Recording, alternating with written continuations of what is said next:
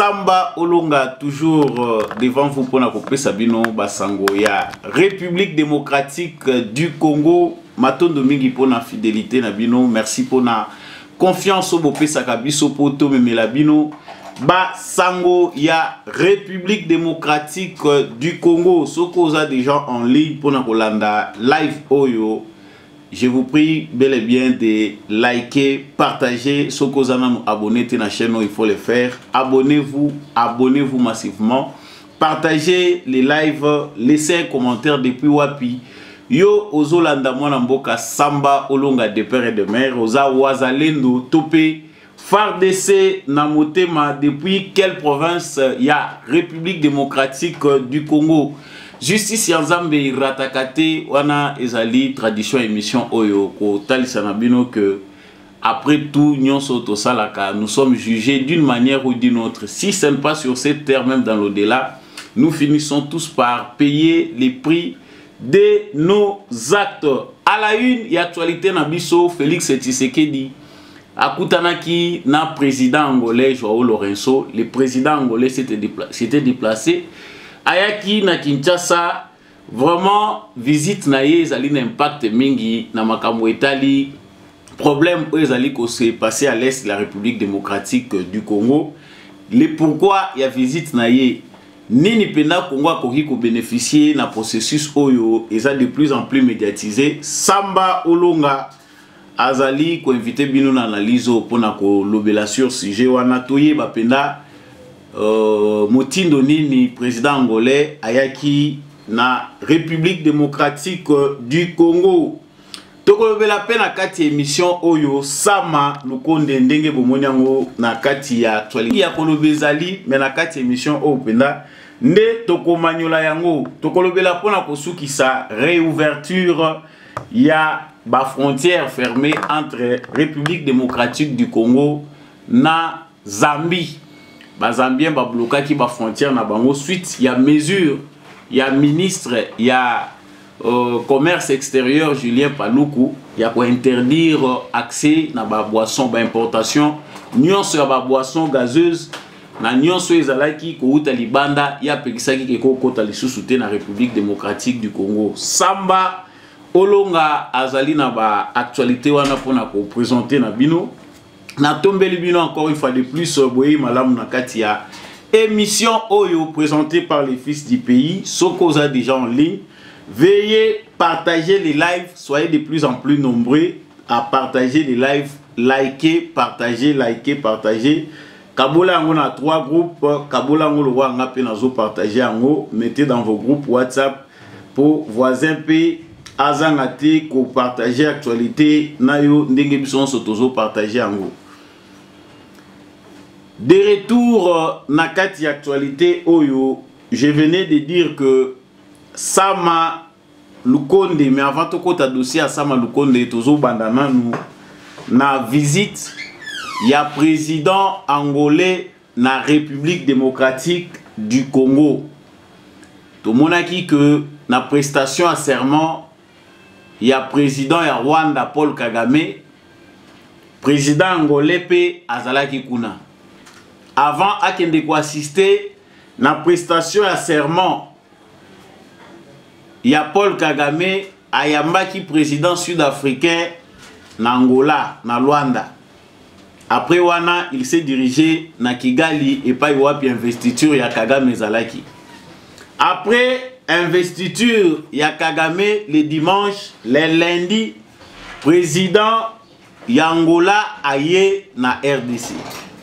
C'est-à-dire pour na bao bazo comprendre déjà de quoi il s'agit. Tu yebi que ils ont un mécanisme, il y a vérification, mécanisme conjoint, facilitation. Les alliés koleka na maboko, il y a Rwanda, il y a Luanda pardon pour ne pas dire l'Angola, entre République démocratique du Congo na Rwanda. Mais président angolais aye na République démocratique du Congo kosala nini qui est venu chercher les présidents angolais en RDC. Pour na bato ba yebi actualité ndenge bandaki, le président angolais azalaki nanu à la tête topé médiateur, il y a 2 délégations. Délégation, il y a RDC, na délégation, il y a Rwanda. Après ma solo na bango, na Angola, ba service, il y a renseignement et Koutanaki. C'est-à-dire, envoyé moko topé responsable, il y a ba service secret congolais, na responsable, il y a ba service secret rwandais, ba Koutanaki na Luanda. Selon communiqué final, il y a ma solo, bango ba solo la ki kuna ba lobby. République démocratique du Congo a s'engagé pour neutraliser la FDLR. C'est-à-dire les Cambo, il y a la FDLR, ils ont posé problème. La République démocratique du Congo a lobby, biso, tous allés prêts. Il y a pour ça là, où il biso par rapport à la FDLR, pour neutraliser Bango. Mais avant tout kota, na muzindo makambo poto lobela vraiment actualité na biso na sens ezo kendele. Je vous prie de bien partager, de liker la vidéo parce que toujours kendara déjà malem une actualité na biso. Le président angolais aza porteur y a message moko na Félix Tshisekedi. Parce que à se déplacer à Pambati, lorsqu'un président de la République se déplace à Longwe na mboka na ye aye vers mboka mususu, c'est qu'il y a un intérêt. Tout le monde a qui peut président il y a Afrique du Sud à Longwa qui peut kuna Cyril Ramaphosa aye na Angola. Problème il y a Congo ezali au centre il y a ba intérêt il y a ba pays belé ou bazali impliqué na conflit oyo. Angola aye koyebisa Tshisekedi c'est que la décision il y a ba américain attente oyo ba américain baza kozela entre les deux pays. Félix Tshisekedi officiellement annoncé que hier à Senga qui cessait les fêtes, le cessez-le-feu a été demandé par le Rwanda. Et les Américains il faut tout pratiquer en gros, tout ça là, cesser les fêtes, mais pour trouver solution. Et le local a déjà Kutanaki na Rwanda, il a fallu que ba agenda ni neza kokumba bango. Mais les loyo Eduardo Azoya, parce que Nabakutu Eduardo Abatoacha Koufa, le président Joao Lorenzo, Ayeli Félix Tshisekedi, message, il y a une décision où ils ont mis par rapport, il y a où il faut passer la pendant période où il y a cessé le feu. Qu'est-ce qui a été décidé? Lokola Kagame a lobby que ba FDLR de Moutubazali ko empêché à retirer ba militaire naïe sur le sol congolais. La République démocratique du Congo est dans un processus na Angola Angola azawana pona ko faciliter. Lokola Kagame ba utu nyonso bazali na République démocratique du Congo bazali lokola ba ennemi na ye. Quand il parle FDLR, il pense à tous les Hutu oyo bakima mboka na bango likolo ya FPR ya Rwanda, likolo ya politique ya Kagame. Malgré un massacre bango associé bango na ba Congolais, Kagame n'a pas toujours le cœur léger. Pour na ye azo continuer komona que danger ezali si tous les Hutu oyo ba mususu bakoma ba Congolais a tozali koloba les minorités, s'il faut adopter le langage Wanandenge, ba pays musu baza ko dobelango. Parce que nous ici on ne peut pas parler de minorités. Na Congo toza na 430 quelques tribus ou ethnies. Donc nani minorité. Même temps baza ko loba o baluba o ba Katangé les autres, mais quand on entre dedans, c'est plusieurs tribus. Mais les minorités dont on parle au na Congo, le FDLR, bamoni ango ke zongi mingi. Félix Tshisekedi na côté na ye andimi ba service à renseignement ekutana. Comment service chef ya service à renseignement rwandais a sa ba précision na renseignement congolais sur localisation à ba FDLR ba o bango baza koluka.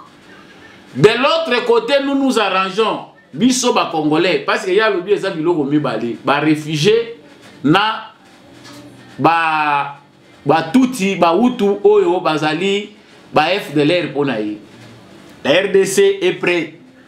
Ya bozongi sa ba réfugiés rwandais baza sur le sol congolais, baza plus nombreux congolais na kati ya Rwanda. Et les réfugiés congolais na kati ya Rwanda baza entre guillemets surtout landeli penda bien dossier wana okuta que ce ne sont pas des Congolais za batu moko bazali manipulés, mais comme nous avons une réalité qui fait qu'on est des Congolais rwandophones, situation wana ekomi lokola admissible. Yango nangamba Félix Tshisekedi pona ko permettre te que Kagame azala na Libye, piège na ye moko se refermer contre ye. Biso tondimi comme ozo banga ba FDLR, la kisa biso ba FDLR. Comme ça nous nous renvoyons bato nyonso bazali ko présenter danger pona yo. Bazozo nganzela moko na armée na yo. C'était facile pour Kagame de faire passer le temps. Bazo Zelaye a honoré l'engagement naye abimisa ba militaire naye sur le sol congolais. Kagame a lobi non, ngai aussi longtemps que Batouana bazali ko représenter menace pour Nabiso, vous verrez que Torotikala jamais ko retirer ba militaire Nabiso sur le sol congolais. À moins que Bango Moko na Congo va trouver solution pour na ko répondre na ba désireta Nabiso. Diplomatie à Félix Tshisekedi et permettre que na stade autokomi Kagame azala do au mur. Mais à créer à Libye moko oyo bazoko zongi saka chaque fois na kati ya ba communiquer soki bazoko lobela likambo ya Congo na Rwanda ba condamner Rwanda pour agression na ye na suka nango bazako bakisa FDLR. Bato bazokanisa ke Tshisekedi est allé négocier avec na faiblesse. Non, loko la baza ko accuser biso il faut que longola point wana. Le deuxième point est que les États-Unis est un pays puissant. Sona lobi yango bato musu batombokaka. Ezala Kagame, ezala Félix Tshisekedi baza un tout petit peu soto koloba ngo obéissant na o ba américain ba koloba. So ba américain ba lobi que bosala boy ba kosala boy. Le président angolais a annoncé na Tshisekedi phase o tozali kokota parce que Tshisekedi muto aza chaud na senga ki cesse le fait bosenga ngo voilà ce qui se passe chez moi. Pour Kagame ezali timing le roi bazo condamné nga soki lelo ba militaire rwandais balongwe sur le sol congolais raison d'être nangai en tant que président ya Rwanda kozalate. Vous verrez que na lobaki mon émission elekaki Kagame aza ko lobela discours na ye investiture. Mais à l'équisi, plusieurs minutes pour la kolobelaka dossier à RDC. C'est que les Singana Kingo et Vandisi. Na stade otokomi les démocrates américains bazako bangi la dossier congolais. Ndeko moko apesinga information importante.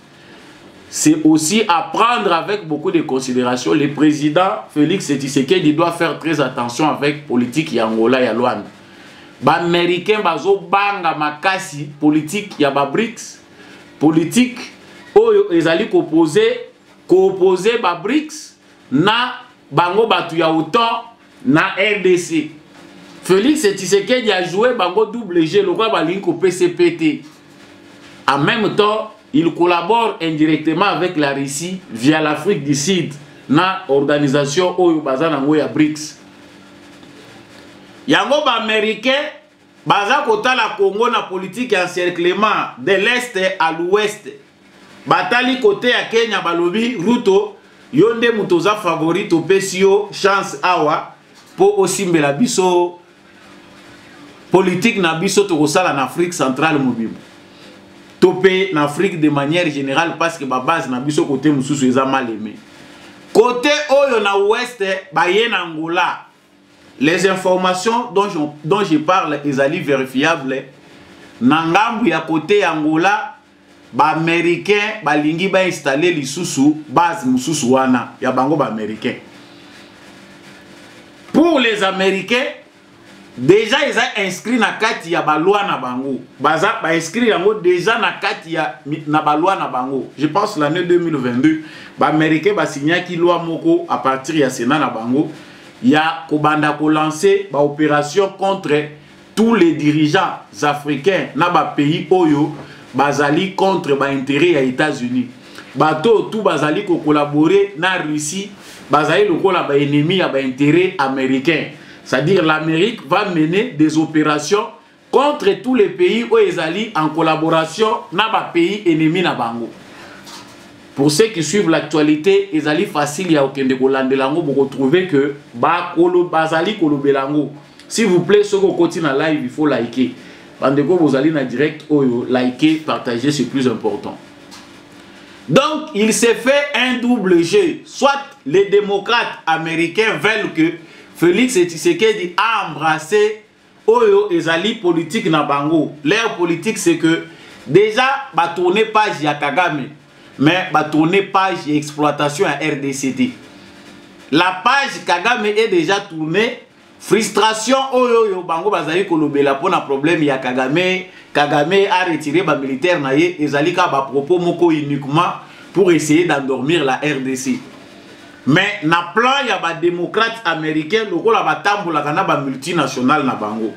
Les empires économiques oyo ya ba téléphone na bango ya ba Apple et les autres consorts. Ba politiciens na bango baza ko tambola na ba géant wana. Il y a ba fabrication, ba téléphone, ba ordinateur, ba entreprise ou union ezali impliqué na est ya Congo. Pour toutes ces entreprises là, bazali ko se convenir que Kagame azali pion ou ba koki ko utiliser les sous-soutés. Déjà pour na bango, les problèmes de Kagame, la page de Kagame, elle peut être tournée. Mais page ya exploitation ya Congo nanu eza tourné. Donc ndenge eza Congo eza boyé. Nous sommes déjà encerclés par la politique américaine, d'est à l'ouest, du nord au sud. Les Américains sont en train d'encercler le Congo. Ils ont utilisé les pays voisins. Bon, Monique Félix Tshisekedi tango à se méfier na makambo ya Kenya. Ndenge président Kenya azwaki parti ya Kagame aye à se pencher mingi côté ya président angolais. Côté ya président pe angolais. Ba américain ba bendi président angolais donc ba bandi ko lempa e ba commissaire pendant mutu na bango. Donc Félix Tshisekedi doit faire très attention. Ezali nango sagesse parce que tu vas prendre et le côté mais na stade où makambo e komi les géants du monde tolo ba grande nation ya monde oyo bazali ko mabiso na potopoto bazali ko s'affronter sur le sol congolais mais affrontement na bango ezana militaire te eza ko salema sur le plan diplomatique. Affrontement na niveau ezali eza diplomatique ezana militaire te. Mais déjà l'affrontement militaire se prépare parce que les États-Unis bazali ko kitisa armement na bango na Kenya. Ba américain bazali prêt à banda ko kitisa ba militaire na bango na Angola. Tout ça parce que bayebi que na mutema ko suka ya ba congolais nous sommes déjà prêts. S'il y a un ça ne va pas pour mutema kosuka ba congolais comme vous pousser déjà partout. Ba mema Tshisekedi na alliance mususu. Le bloc occidental qui nous prend en otage n'est plus aimé par le peuple congolais.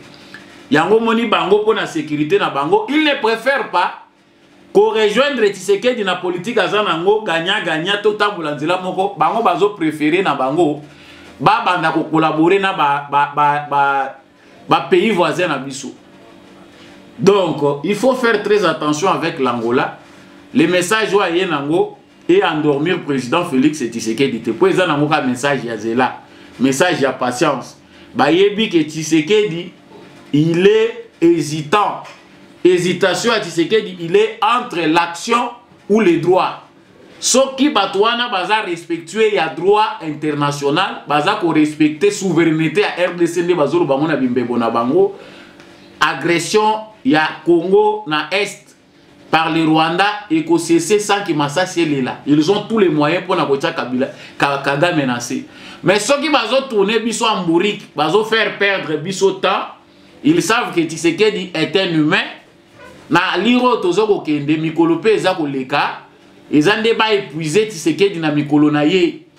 Parce que finalement, les Congolais vont dire Tshisekedi a ekoki na ngope tosi to bayeye akende na ye kaka. Ça c'est la réflexion ndenge déjà toza ko penser yango. Tango ba Congolais ba ko lemba Tshisekedi ba lobi makambo eleki mingi Tshisekedi n'a rien résolu, ce sont eux qui ont gagné parce que ils ont déjà un plan l'après Tshisekedi. Ba moni que Tshisekedi a compliqué bango trop. Nyonso yo ezalaki passoire n'époque à Kabila et pas Tshisekedi réflexion na ba zigzag eza trop. Tshisekedi a refusé bango makambo belé mindele balingaka ndenge wana te mindele balingaka oui so ba tieyo nyonso ba koloba yo ndimaka kaka nyonso ba koloba yo ndimaka kaka ya to yebisa bande ko na biso que la guerre elle n'est pas seulement militaire. Guerre c'est une dimension mondiale. Côté complot utaki. Nous Congolais, faute d'intercéder, pour intercéder. Vous ne faites pas de mal. Priez pour votre pays, mais nous devons nous mobiliser davantage. L'air est grave, mais la victoire est probablement congolaise. Parce que ceux qui les Congolais à comprendre la maturité qu'il faut qu'on tomboka, il faut qu'on téléma pour la likambo ya mboka oyo, ba avion de chasse ekoyate pour bombarder ba Congolais pour bazo téléma likambo ya ba droit ya mboka na bango. Donc le président angolais qui est venu voir Félix Tshisekedi dans les enjeux ya Zela.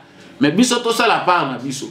Si ce sont les réfugiés, nde mutu baza ko pesa passe na Kagame, to fongo la porte que les Hutus et les Tutsis aillent s'affronter chez eux.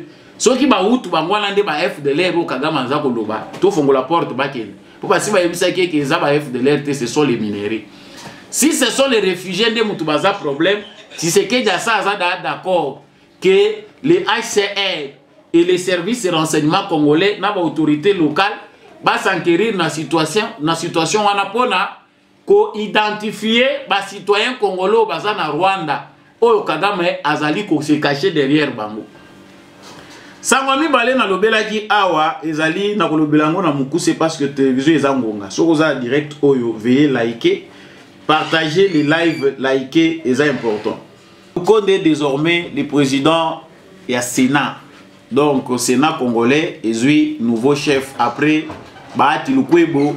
C'est désormais Sama Lukonde qui dirige le Sénat congolais. Nasina Lobaki na émission ebele to de droit au but que le Sénat congolais est un organe, est une institution inutile. Le rôle du Parlement congolais, ils ont grave, ils ont dramatisé, mais biso tout déjà toyebi que le Parlement congolais jusqu'au jour d'aujourd'hui n'a pas encore ou n'a jamais produit un résultat satisfaisant pour les Congolais. Aujourd'hui, renouveler les acteurs ou les animateurs, il y a une institution à Bisso et ils allaient nous sous le la casse-tête. C'est comme si on assistait à un théâtre qui enfin profite kaga na bato baza ko jouer jeu na bango. Aujourd'hui, tant la victoire de Sama Lukonde n'est pas seulement pour lui. C'est une victoire katangaise parce que les chantages étaient derrière. Et zana bato bakanisa ki que pona bango, si le choix va de l'autre côté, le Congo n'a pas respecté les grands Katanga. C'est-à-dire la politique de Tshisekedi vise à écarter les grands Katanga des postes clés des institutions. Ou un raisonnement, il y a des démons au Balataki, au Congo, il y a Sama Lukonde. Mais Sama Lukonde lui-même, ceux qui a commis qu'occuper des postes clés dans les institutions, la force vient de Félix Tshisekedi parce qu'on ne voit pas comment Sama Lukonde sans Félix Tshisekedi a se retrouver premier ministre. Moni le pouvoir donne des ailes. Moni Sama Lukonde Lelo a commis homme fort à profiter à créer maillon naie Yabakatange pour que bazwa poste topé présidence ya Sénat. Ne vous réjouissez pas trop vite. Ezali fruit ya combat politique na binote topé résultat ya élection. Oyo Félix Tshisekedi asali ezaka na réflexion na ye moko na décision na ye ya suka moni ndenge nini akoyi ko gérer situation oyo. Les autres vivent cela comme une défaite, notamment le parti il y a président Félix Tshisekedi l'UDPS où la base ne fait pas chemin avec Félix Tshisekedi. Tu es bien malamu que Sama Lukonde président ya Sénat, ça n'arrange pas le parti présidentiel. Tshisekedi est seul. Nakati ya décision wana oya zui. Donc, et là sous les kamboya koloba mingi te mais total pour quelques jours, qu'est-ce qu'on aura comme résultat dans Sénat ya Congo? On va gagner quoi? Qu'est-ce qu'on aura comme amélioration pour le but pour moderniser Sénat toujours dans la vision du président de la République? On verra ce que Sama Lukonde peut apporter de nouveau. Parce que Babati Lukonde baleka wana, Batambo Mwamba baleka wana, tous ceux qui sont passés par là, tu sais bien comment ils sont passés par là, détournement, barrière, oyo bango batika. Nous, c'est qu'on bénéficie directement du Sénat congolais, Toti Kali Koye, Bango Teti Chikoyo, Biso ba Congolais, to bénéficier na Nini. Ça ne se voit pas. Si le président de la République avait une marge de manœuvre nécessaire, Mbele Tozana Biso na Sénat pour te perdre paix l'eau mokoti. Il y a un besoin de Saba Congolais de Tobongamaka, le changement constitutionnel ou la révision constitutionnelle au Félix Tshisekedi a envisagé. C'est pas seulement pour lui. Mais Ali pour l'intérêt na biso la classe politique congolaise pour nettoyage pays salement pour tout réduire le train de vie à l'institution et ça na ba structure na ba institution mususu bidiotivore ko esengeli to chango na coin parce que na momo yo la guerre le manger des Congolais l'éducation to continuer ko gaspiller mbongo na batu moko baza na port moko te so to tala lelo configuration à Sénat ngo ndenge balobaka ke za institution ya basage. Et ça organe moko ya parlement ya basage mais sagesse sango soki penda to kolukango mais na yebite ils ko dénigrer bangote advient que pourra les Congolais eux-mêmes choisissent leurs dirigeants pour na koyeba ki salema ki na défi on a passé journée à lobby pour na bateau baza aux environs ya palais du peuple les aïe logo là on dirait couvre-feu donc palais du peuple les ala qui on dirait ou que guerre au piéton, au mituka, au lekate. Pourquoi? Ceux qui bozo sala makampo intérêt à peuple congolais, ça se verra.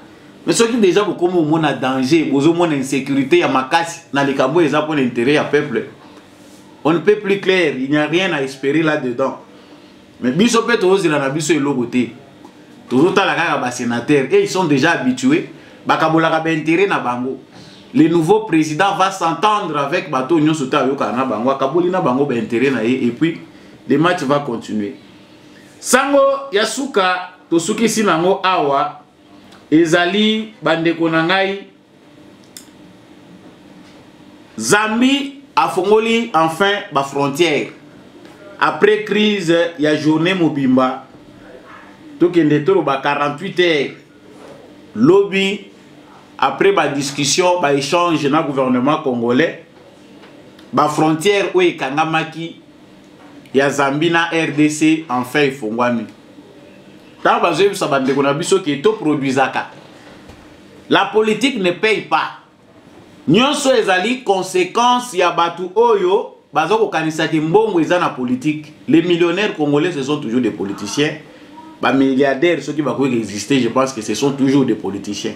Les commerçants, les entrepreneurs, tout le monde veut devenir politicien. Tala lelo yo, tous à genoux devant un petit pays qui n'a pas même notre grandeur.